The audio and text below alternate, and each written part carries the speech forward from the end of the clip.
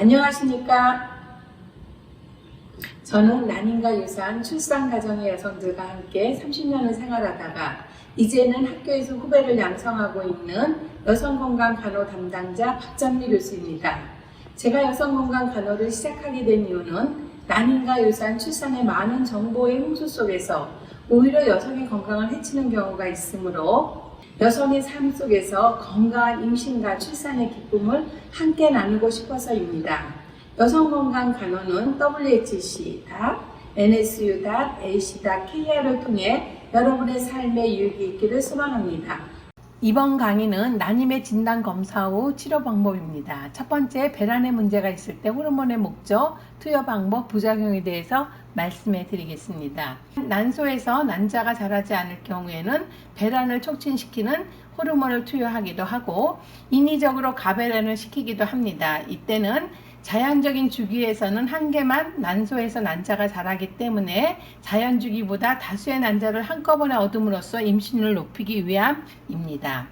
1978년 인간 최초의 체수정 아가는 자연주기에서 이루어졌고 그 이후 연구 결과 성숙난자를 여러 개 얻었을 때 체수정 임신율이 증가된 것이 밝혀져 대부분의 체수정은 배란제를 써서 시행하고 있는 상황입니다. 체수정에서 배란제를 사용하는 방법은 여러 가지가 있습니다.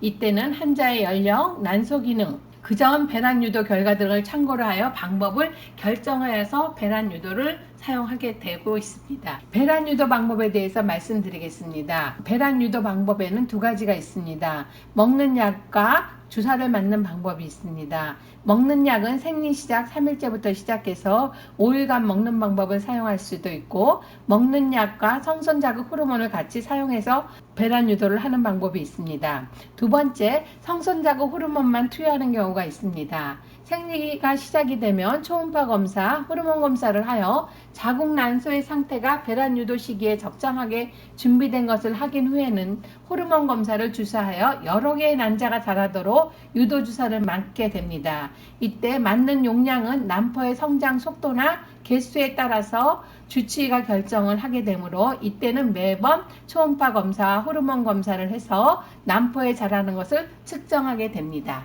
세 번째, 배란 주사를 맞은 후에 HCG를 투여하게 되는데 난포의 직경이 18에서 20mm 이상이 되는 난포가 관찰이 되면은 HCG라는 주사를 맞게 됩니다. 이 주사를 맞아서 배란일을 정확히 알 수가 있습니다. 배란 유도를 하는 촉진법의 장단점에 대해서 말씀을 드리겠습니다. 단점은 인위적인 배란 촉진법은 자연적인 방법에 의해 비싸고 배란제의 약 부작용으로 호르몬의 분비가 너무 많아 자궁 내막이 착상인 상태를 유지를 못하는 경우가 있습니다. 또한 난자가 많이 배란이 되면 난소 가자극 증후군의 부작용으로 복부가 찰 수가 있습니다. 장점을 말씀드리겠습니다.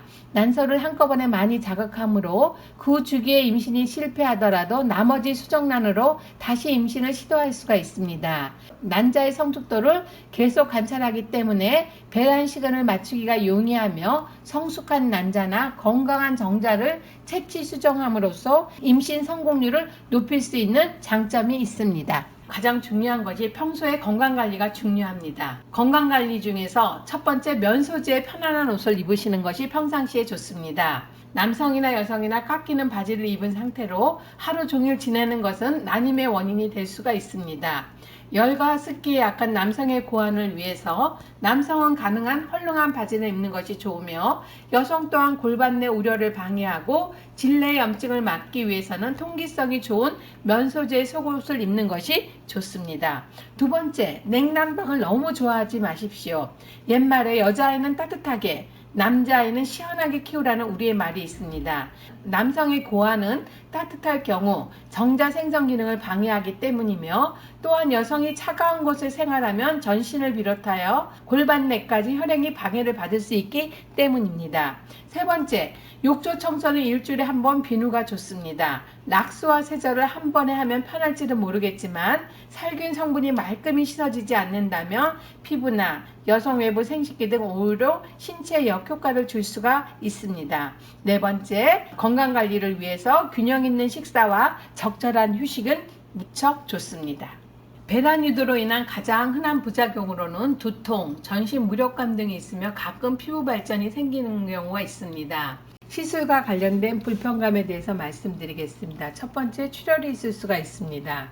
난자를 채취하는 과정은 정맥 주사를 통해 진정제를 투여한 후 질 초음파를 통해 난소를 보면서 질을 통해 바늘을 넣어 채취하게 됩니다.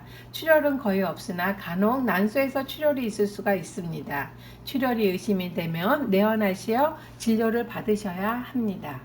통증이나 어깨 걸림, 복통, 호흡곤란, 생리통이 있을 수가 있습니다. 난자 채취 후 약 일주일 정도는 약간의 복통이 있을 수 있습니다. 심하면 주치의와 상담하시고 진통제도 드실 수가 있습니다. 불편감이 생길 수가 있습니다. 소화불량이나 기침, 발열, 오심구토, 복수가 있을 수 있습니다.